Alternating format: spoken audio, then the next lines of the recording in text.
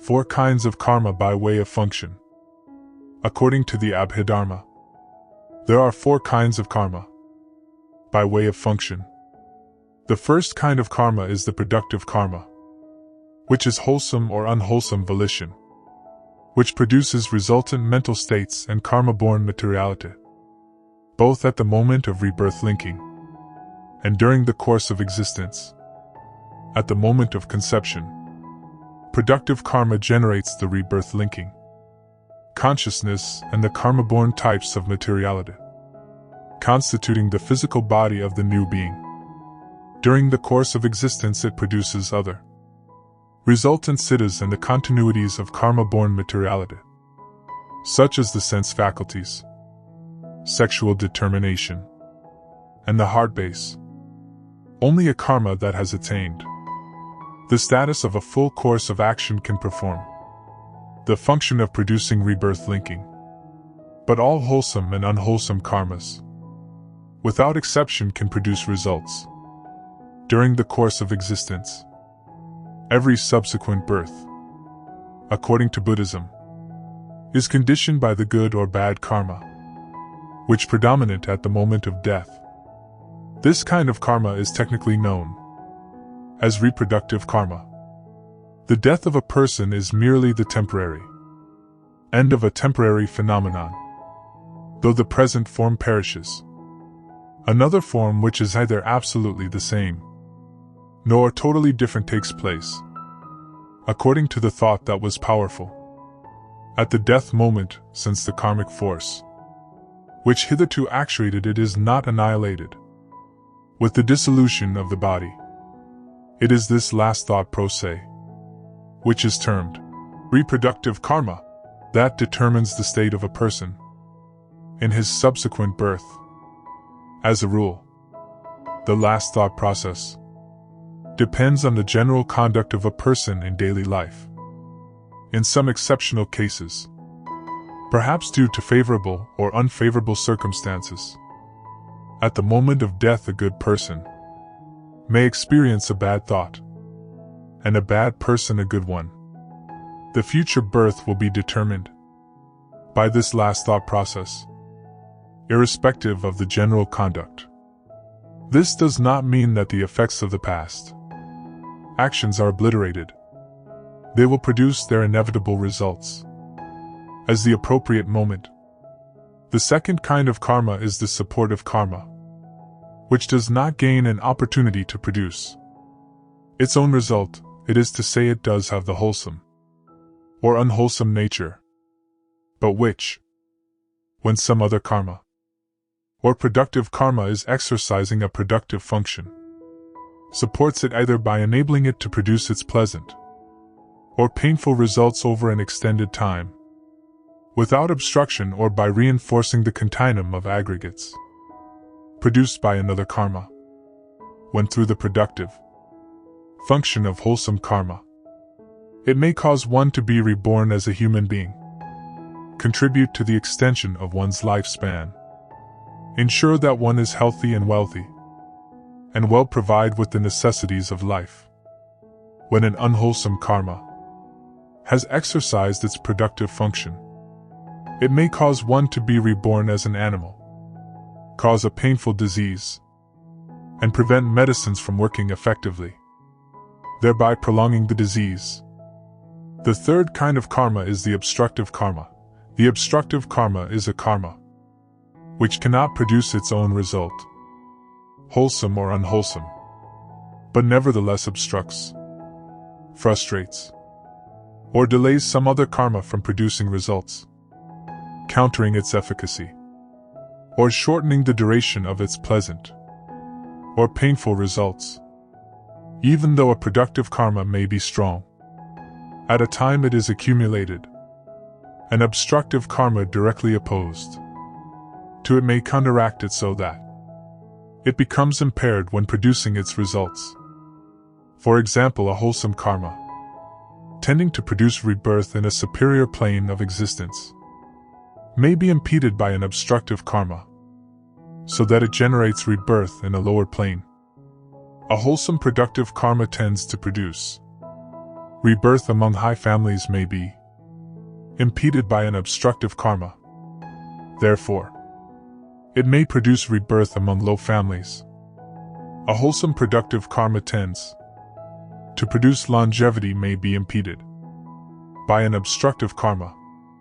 Therefore, life may become shortened. A wholesome productive karma tends to produce beauty may be impeded by an obstructive karma. Therefore, it may produce a plain appearance. An unwholesome productive karma tends to produce rebirth in the great hells, may be counteracted by an obstructive, wholesome karma, and produce rebirth in the minor hells, or among the hungry ghosts. The fourth kind of karma is the destructive karma. A man may, through his productive karma, have been originally destined for a long lifespan, but a destructive karma may arise and bring about a premature death. According to the Abhidharma, a destructive karma is a wholesome or unwholesome karma which supplants other weaker karma, prevents it from ripening, and produces instead its own result. At the time of near death, at first a sign of bad destination may appear by the power in evil karma, heralding bad rebirth. But then a good karma may emerge, expel the bad karma, and having caused the sign of good destination to appear, a bad karma may suddenly arise, cut off the productive potential of a good karma, and generate rebirth in a woeful realm. 4 kinds of karma by order of ripening. According to the Abhidharma, there are 4 kinds of karma by order of ripening. The first kind of karma is the weighty karma.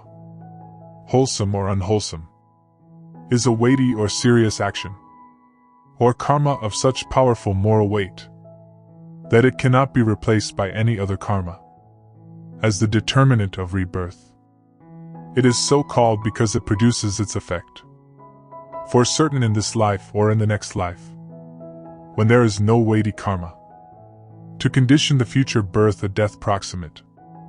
Asana karma might operate on the wholesome side. This karma is the attainment of the jhanas, other than speech and body karmas. On the unwholesome side, it is the 5 heinous crimes together with a fixed, wrong view that denies the basis for morality, causing the wounding of a Buddha. Devadatta lost his psychic powers and was born in a woeful state because he wounded the Buddha, maliciously creating a schism in the Sangha. Devadatta, who was reborn in a woeful state because he caused a schism in the Sangha, murdering an arahant, killing one's own father, and killing one's own mother. As the Buddha remarked, King Ajatasattu would have attained the first state of sainthood if he had not committed parricide. In this case, the powerful evil karma obstructed his spiritual attainment. If someone were to develop the jhanas and later were to commit one of the heinous crimes, his good karma would be obliterated by the evil deed, and the latter would generate rebirth into a state of misery. For example, the Buddha's ambitious cousin Devadatta lost his psychic powers and was reborn in hell for wounding the Buddha and causing a schism in the Sangha. If someone were first to commit one of the heinous crimes, he could not later reach a sublime or supermundane attainment, because the evil karma would create an insurmountable obstruction. Thus King Ajatasattu, while listening to the Buddhas speak the Samanaphala Sutra, the discourse on the fruits of recluseship, had all the other conditions for reaching stream entry. But because he had killed his father, King Bimbisara, he could not attain the path and fruit. The second kind of karma is the death proximate karma, an action, or a potent karma remembered, or done shortly before death, dying moment. That is, immediately prior to the last jhana process. If a person of bad character remembers a good deed he has done, or performs a good deed just before dying, he may receive a fortunate rebirth. And conversely, if a good person dwells on an evil deed done earlier, or performs an evil deed just before dying, he may undergo an unhappy rebirth. For this reason, or it's significant in determining the future birth, in Buddhist countries it is customary to remind a dying person of his good deeds, or to urge him to arouse good thoughts during the last moment of his life, when there is no weighty karma, and a potent death proximate karma is performed. This karma will generally takes on the role of generating rebirth. This does not mean that a person will escape the fruits of the other good and bad deeds he has committed during the course of life. When they meet with conditions, these karmas too will produce their due results. The third kind of karma is the habitual karma, which is a deed that one habitually or constantly performs, either good or bad. Habits, whether good or bad, become second nature. They more or less tend to mold the character of a person. In the absence of weighty karma and a potent death proximate karma, this type of karma generally assumes the rebirth generative function. The fourth kind of karma is the reserve karma, which is any other deed, not included productive, death proximate, destructive karmas, which is potent enough to take on the role of generating rebirth. This type of karma becomes operative when there is no karma of other three types to exercise this function. This is as it were the reserve fund of a particular being, divided into four classifications. First, evil actions which may ripen in the sense sphere. There are 10 evil actions: killing, stealing, sexual misconduct, lying, slandering, harsh speech, frivolous talk, covetousness, ill will, and false views. Second, good actions which may ripen in the sense sphere. Third, good actions which may ripen in the realms of form, rupaloka. Fourth, good actions which may ripen in the formless realms, arupaloka. Four kinds of karma. By place of ripening. The first kind of karma is the unwholesome karma. Unwholesome deeds will produce painful results. Unwholesome deeds include the following, but not limited to: greed, anger, ignorance, arrogance, doubt, improper views, killing living things, stealing or taking what is not given, sexual misconduct, and wandering thoughts. According to the path of purification, 10 unwholesome deeds are both unprofitable action and courses that lead to unhappy destinies.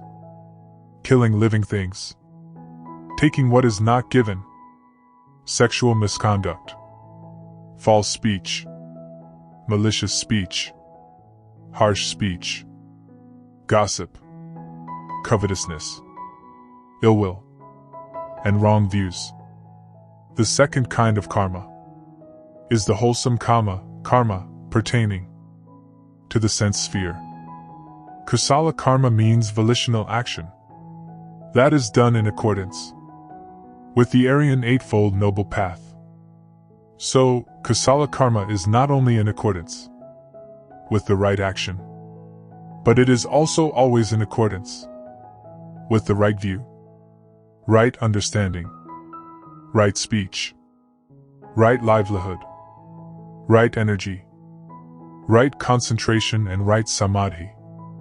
According to the Dharmapada Sutra, the Buddha taught not to do evil, to do good, to purify one's mind. This is the teaching of the Buddhas. Kusala karmas or good deeds will help a person control a lot of troubles arising from his mind. Inversely, if a person does evil deeds, he will receive bad results in this life and the next existence, which are suffering. The third kind of karma is the wholesome karma pertaining to the fine material sphere. The fourth kind of karma is the wholesome karma pertaining to the immaterial sphere.